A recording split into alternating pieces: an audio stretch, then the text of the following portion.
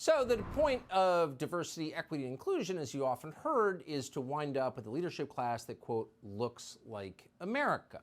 Now, we think you should hire on the basis of merit, but that's kind of an appealing idea. The people who run the country should look like the country.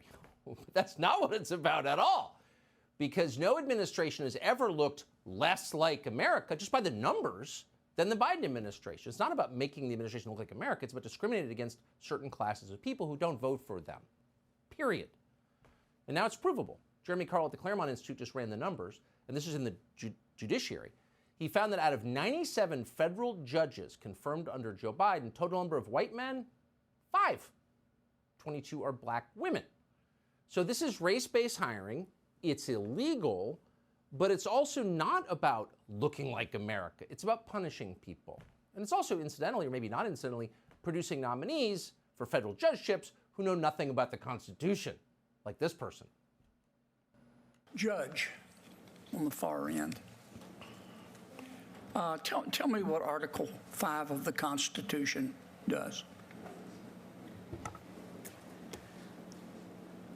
Article 5 is not coming to mind at the moment.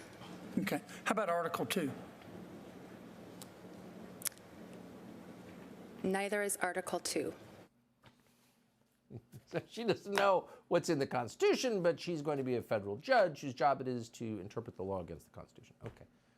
So degrading. Horace Cooper is the co-chairman of Project 21. He's also a lawyer who knows what's in the Constitution. Horace, thanks so much for coming on. By the way, I'm not a lawyer. I don't even have a successful background in academia, and I knew what those were. So, like, that's pretty bad, right? Why is this not on the front page of the New York Times?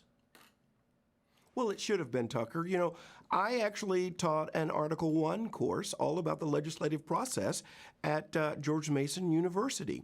And it's important that people understand what the options, what the authorities, what the powers that our founders granted our Congress, our federal legislature, and we had an entire course focused on that.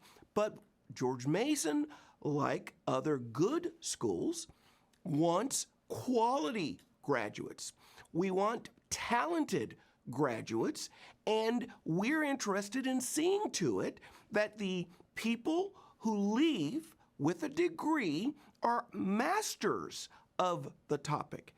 What we're seeing from the Biden administration, and which is what we're seeing generally from the progressive movement, is this idea that we just need to reshape the judiciary in a way under color.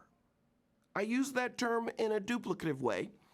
By pretending that we're making the courts look more like America, but the truth of the matter is we're finding people, they aren't talented, they aren't highly skilled, but they know progressive vision just like the back of their hand. Right, well, that's exactly the ultimate goal of what's happening here, not excellence. And America suffers, corporations suffers, defendants suffer. Well, and it's just so unbelievably degrading, I think, for the whole country. It's the opposite of excellence. And I appreciate your saying so. Horace Cooper, great to see you. Sorry, go ahead.